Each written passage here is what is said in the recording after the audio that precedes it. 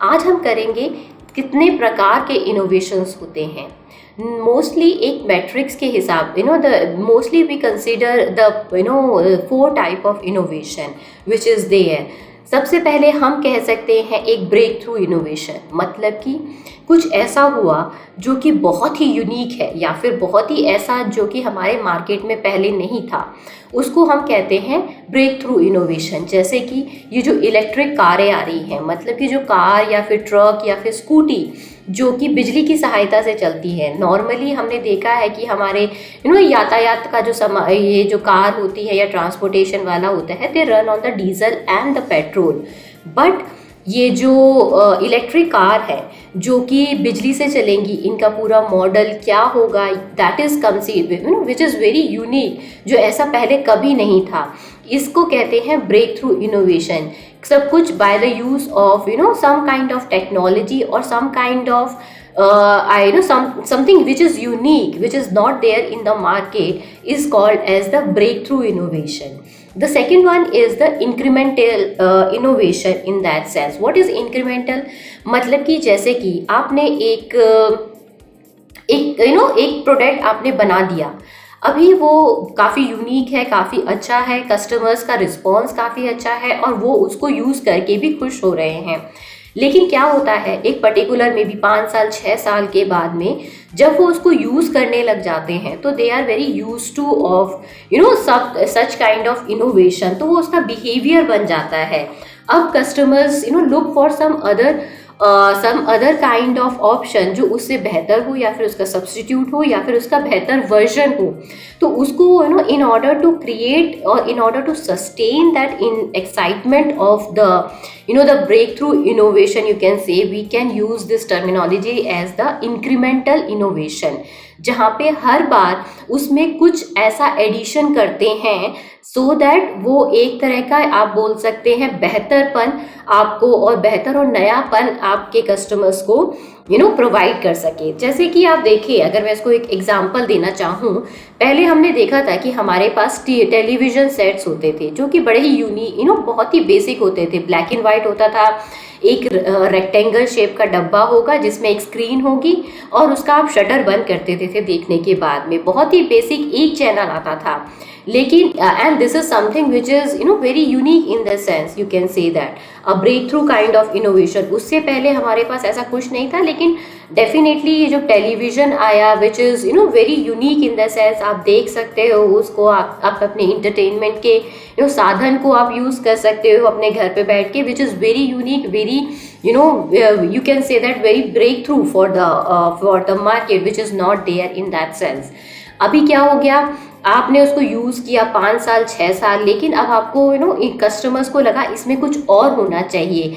हम नॉर्मली अपने जब देखते हैं कि हम सारे दिन अब ब्लैक एंड वाइट कलर के कपड़े नहीं पहन सकते, हम कलरफुल है। A human being is itself we like colour, we like to, अगर वो हमारे चलचित्र में भी आए तो कितना अच्छा हो। इसके लिए क्या हुआ, उसमें थोड़ा सा और एडिशन हुआ कि उसमें अभी हमारे पास कलर टेलीविजन आ गए with a modified version in it. उसमें 2 चैनल्स आते थे, DD1 आता था और मेट्रो आता था। This is called as the incremental, कि एक हो गया, उसको मार्केट में बनाए रखने के लिए आपने उसको कुछ इंक्रीज किया, उसमें some kind of modification you did is known as the incremental. Then the color television के बाद में आपको फ्लैट टेलीविजन आने लगे कि आप पीछे कुछ भी नहीं होगा, बहुत ही फ्लैट काइंड ऑफ स्ट्रक्चर होगा। That is what is again you have to modify और some kind of the technological intervention you have to do it so that customers का और मार्केट में all those things should remain in the market.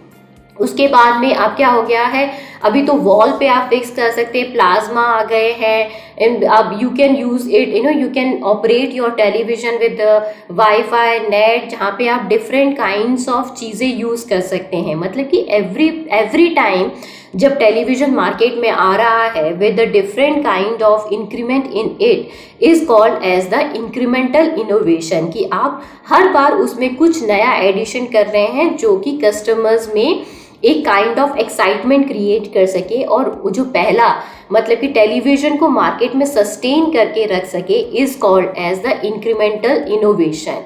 And जो third one है वो बहुत ही important और बहुत ही यूनिक है, that is what we call as the destructive innovation. अगर आप देखा जाए कि डिस्ट्रक्टिव मतलब कि अगर मैं इसका हिंदी में अर्थ निकालूं तो समथिंग कॉल्ड एज द जो डिस्ट्रक्टिव मतलब कि जो सब कुछ तहस नहस कर दे। इनोवेशन मतलब कि दो तरह के, एक पॉजिटिव वर्ड एक नेगेटिव वर्ड, दो एक साथ मिलके बना है डिस्ट्रक्टिव इनोवेशन।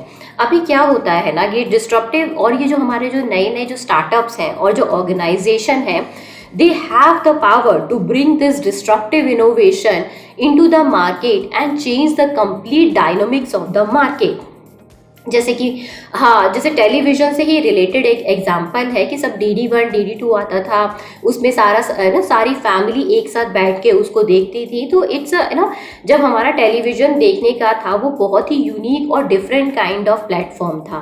अभी क्या हुआ, there is the online OTT, वो क्या कहते हैं, ऑनलाइन प्लेटफॉर्म जहाँ पे आपको यूट्यूब और नेटफ्लिक्स के आने के बाद में क्या हुआ कि Netflix is consider as a destructive innovation, because उससे पहले हमने कभी ऐसा सोचा भी नहीं था कि हमारे पास एक ही प्लेटफॉर्म में आपको मूवीज़ मिल सकती हैं, आपको आपको शोज़ मिल सकते हैं, आपको सॉन्ग सुन सकते हैं, आप डिफरेंट लैंग्वेजेस की मूवीज़ देख सकते हैं। आप think of any language which is there on that. आपको टीवी की भी ज़रूरत नहीं है, आपको सिर्फ एक सब्सक्रिप्शन चाहिए, मतलब कि आप महीने भर का या फिर एक साल का उनसे खरीद सकते हैं। आपको डिश की ज़रूरत नहीं है, आपको सेट टॉप बॉक्स की ज़रूरत नहीं है, आपको किसी की ज़रूरत नहीं है, आपको सिर्फ एक सब्सक्रिप्शन चाहिए इस ऑनलाइन प्लेटफॉर्म का। आप कहीं पे भी किसी भी समय नेट और विदाउट नेट देख सकते हैं आप। तो ये इनोवेशन से क्या हुआ, जब ये स्टार्टअप के ये इस टाइप का स्टार्टअप इस मार्केट में आया, उसने कम्प्लीटली मार्केट को चेंज कर दिया। पहले जो देखने का था सब कुछ चेंज कर दिया। अभी हमें डिश टीवी दिखाई भी नहीं देती है, हमारे पास सेट टॉप बॉक्स जो पहले हुआ करते थे इज कम्प्लीटली रिप्लेस्ड। तो देयरफॉर उन्होंने और जो बाकी जो कॉम्पिटिटर्स थे वो ऑल्सो फोर्स कि वो ऐसा कुछ स्टार्ट करें। Therefore this type of innovations जिसने कम्प्लीटली मार्केट को चेंज करके रख दिया, कम्प्लीटली मार्केट के डायनामिक्स को तहस नहस कर दिया, उसको कहते हैं डिस्ट्रक्टिव इनोवेशन। एक्चुअली जो ब्रेक थ्रू इनोवेशन भी डिस्ट्रक्टिव हो सकते हैं, बट उसके लिए टाइम लगता है। डिस्ट्रक्टिव इनोवेशन एक दिन में नहीं होता है, वो it's a process kind of thing. कुछ भी जैसे नेटफ्लिक्स आया, नेटफ्लिक्स 2003 या 2000 जब नेटफ्लिक्स आया उससे पहले एक ब्लॉकबस्टर नाम का वेबसाइट था जो कि फिल्म और मीडिया को करता था। लेकिन इवेंचुअली लोगों को लगा कि Netflix is very unique with the type of user interface they are having. उसका रिजल्ट क्या हुआ कि जो ब्लॉकबस्टर था उसको दिवालिया घोषित हो गया। Nobody is ready to do that. तो ये एक दिन में नहीं हुआ, it's happen during the the tenure of 10 to 15 years which is there। तो destructive innovation takes time, but आपको अपने उस आइडिया पे काम करता रहना पड़ेगा कि बिकॉज वो इतना अच्छा है कि मार्केट को आपने पूरा चेंज करके रख दिया। अभी तो बहुत सारे कॉम्पिटिटर्स आते हैं जो आपको similar usage which is based on that. The another example which I can give you for the destructive innovation is the photography देखा जाए। पहले क्या होता था, कैमराज आते थे डीजे, उसमें हम फोटो खींचते थे जो कि आपको या तो आप फोटोग्राफर्स को देते थे जब वो प्रिंट होके आते थे। लेकिन फिर क्या हुआ, इंस्टाग्राम आया। Instagram come in the picture उससे पहले कोडैक कंपनी थी, they produce this digital cameras which is used by majority of the people for clicking pictures and all those things. लेकिन इंस्टाग्राम कैसे आया, इंस्टाग्राम आया विद द आइडिया कि आप digitally अपने फोटोज़ को एक जगह से दूसरी जगह ट्रांसफ़र कर सकते हैं और यूज़ कर सकते हैं। देयरफॉर उन्होंने जो हार्ड कॉपी वाला जो कॉन्सेप्ट था उसको कम्प्लीटली चेंज कर दिया। और लेटर ऑन जब उसमें फेसबुक ने इन्वेस्ट किया इंस्टाग्राम में, it was so good that customers used it it's accepted by the customers so easily. अभी तो हम हार्डली कोई डिजिटल फोटोग्राफ्स खींचते हैं या फिर उसका यूटिलाइज करते हैं। इसीलिए एवरीथिंग नाउ द अब हम व्हाट्सएप अपने यूट्यूब के थ्रू या फिर इंस्टाग्राम के थ्रू या फेसबुक के थ्रू उनको डिजिटली ट्रांसफॉर्म कर दें, एक जगह से दूसरे जगह भेज देते हैं। हमारे पास एल्बम नाम का कोई कॉन्सेप्ट नहीं है। So what is this is, ये एक प्रोसेस है जो टाइम लेता है, लेकिन वो इतना अच्छा होता है कि जो कंप्लीटली जो मार्केट के डायनामिक्स हैं उनको चेंज कर दिया। मतलब कि customers are so happy for by using all those product through the destructive innovation, and जो कॉम्पिटिटर्स हैं they don't have any option, either वो मार्केट छोड़ के चले जाए या फिर वो उस डिस्ट्रक्टिव इनोवेशन के हिसाब से अपने प्रोडक्ट को मॉडिफाई करे, so that they can stand और remain in the market to compete with those kind of destructive innovation, you can say that. तो ये हो इसको टारगेट करके आपको टारगेट करना चाहिए कि आप कैसे, बिकॉज आपको आइडेंटिफाई करना चाहिए कि कस्टमर्स का स्वीट स्पॉट मतलब कि कहाँ पे प्रॉब्लम है, और by the use of technology कि कैसे आप किस तरह का इनोवेशन मार्केट में ला सकते हैं। उसके लिए आप मार्केट एनालाइज करें, मार्केट रिसर्च करें, आपकी strategy. One thing very important is that कि आपको ऐसा नहीं है कि आप प्रोडक्ट लॉन्च कर दिया या फिर ऑल दोज थिंग्स, आपको उसके पीछे पूरा इट्स अ डिस्ट्रक्टिव और whether any kind of innovation, it's a very well planned innovation. मतलब कि ऐसा नहीं है कि आपको आया एक बार लॉन्च कर दिया, वो सक्सेस हो गया, कस्टमर्स ने भी अट्रैक्ट कर लिया, बट उसके बाद क्या, इसका प्लानिंग भी आपको करके रखना चाहिए कि एक बार अगर हमारा प्रोडक्ट होता है तो हम कहाँ से उसको मैन्युफैक्चर कराएंगे, अगर it's going to be the sold out then हमारा नेक्स्ट राउंड ऑफ प्रोडक्ट कहाँ से बनेगा। तो you have to think about every innovation is good अगर उसके पीछे प्रॉपर प्लानिंग है, प्रॉपर रिसोर्सेज इज यूज्ड। अगर आपको याद उसका अगेन मैं एक छोटा सा एग्जांपल देना चाहूँगी। एप्पल ने जब अपना फर्स्ट आईपॉड लॉन्च किया था तो उन्होंने अपना जो सारा आईपॉड है वो बाहर डेवलप कराया था। उनको पता था कि वो कहाँ पे क्या मैन्युफैक्चर कराएंगे और कैसे उसको मार्केट तक, कस्टमर्स तक पहुँचाएंगे।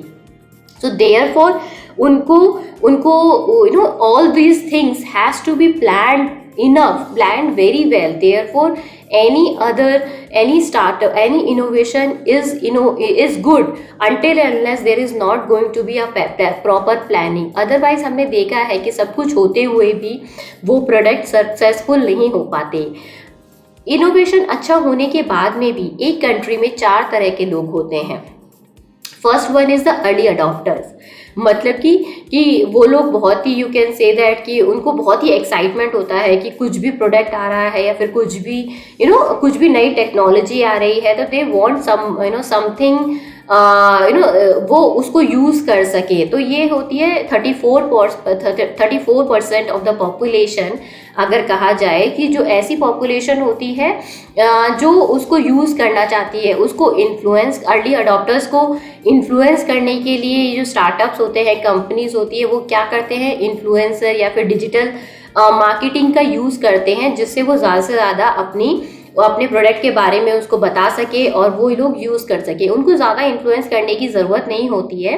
दे are very well so much motivated by for using all those product and the services. The another very important category is the innovators, जो मतलब कि आपने कई बार देखा होगा ना, उन लोगों में बड़ा ही एक्साइटमेंट होता है कि नया फ़ोन लॉन्च होने वाला है, हमारे पास सबसे पहले होना चाहिए, कुछ भी नया गेम लॉन्च होने वाला है, we are the first one who should use those kind of game.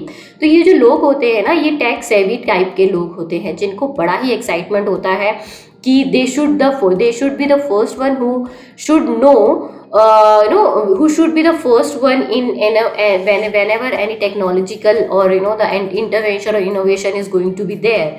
तो मतलब कि उनको इन्फ्लुएंस करने के लिए कंपनी कुछ ज़्यादा कुछ स्ट्रैटेजीज यूज़ नहीं करती, because they are so much enthusiastic and so much motivated by the brand itself, या फिर कुछ भी नया करे ना उसके लिए, तो they used it, but they are very helpful in influencing the early adopter toward the product and the services.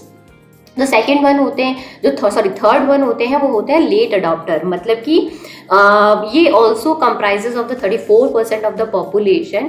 मतलब कि वो थोड़ा सा टाइम लेते हैं, मतलब कि किसी भी इनोवेशन को अडॉप्ट करने के लिए दे टुक सर्टेन और the considerable amount of the time so that they can हाँ दे कैन नो कि what is the trend of this product and the services which is new.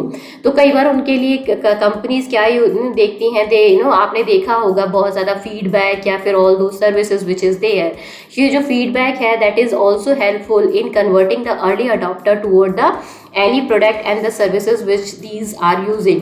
Plus जो डिजिटल मार्केटिंग है या फिर कितने तरह के एडवर्टीजमेंट है, ये भी बहुत ज़्यादा हेल्पफुल होते हैं दिस लेट अडॉप्टर्स को अपनी तरफ कंपनीज अपनी तरफ कैसे मोटिवेट करें। लास्ट वन जो कैटेगरी होती है, they are the ones which are not going to be influence. मतलब कि अनटिल एंड अनलेस उनके पास कोई भी ऑप्शन है, मतलब कि करो या मरो, अगर उनके पास कोई ऐसा स्थिति है कि जिससे वो इस without using all those product वो उसको गेट रिड कर सकते हैं, तो they are not going to use it. So normally companies are also not very interested in targeting that kind of population. Therefore अगर आप अपना स्टार्टअप शुरू करना चाहते हैं तो आपको इन 3 कैटेगरीज को ध्यान में रख के कैसे आप टैप करेंगे, किस टाइप का इनोवेशन होगा, प्रॉपर प्लानिंग होगी, तभी आप अपना मे बी किसी इनोवेशन को एक सक्सेस बना सकते हैं। अगर मैं इस मॉड्यूल का कंक्लूड करूं, इस पर्टिकुलर लेक्चर का कंक्लूड करूं, तो आपको याद रखना चाहिए कि 3 तरह के इनोवेशंस के बारे में हमने बात किया था, incremental, breakthrough and destructive innovation. कोई भी इनोवेशन तब तक सक्सेसफुल नहीं होगा जब तक आप पूरा प्रॉपर प्लानिंग नहीं करेंगे। So planning is also very very important when you are going to launch any innovation. And the last one is आप कैसे इस व्हेन यू आर डिसाइडेड कि आपका प्रोडक्ट बहुत यूज है, with the help of the technology and identifying the customer problem, you can use it for the different kind of population, whether it is you are targeting for the innovators, where you want to target for the early adopters and the late adopter, according to your target population you can use them so that वो आपको product use करें और आपके innovation को accept करें, आपको feedback प्रदान करें, ताकि आप उसको मॉडिफाई कर सकें, अगेन मार्केट में यूज़ कर सकें और ज़्यादा टाइम तक सस्टेन कर सकें। So that's all for this module. Thank you so much for listening to me.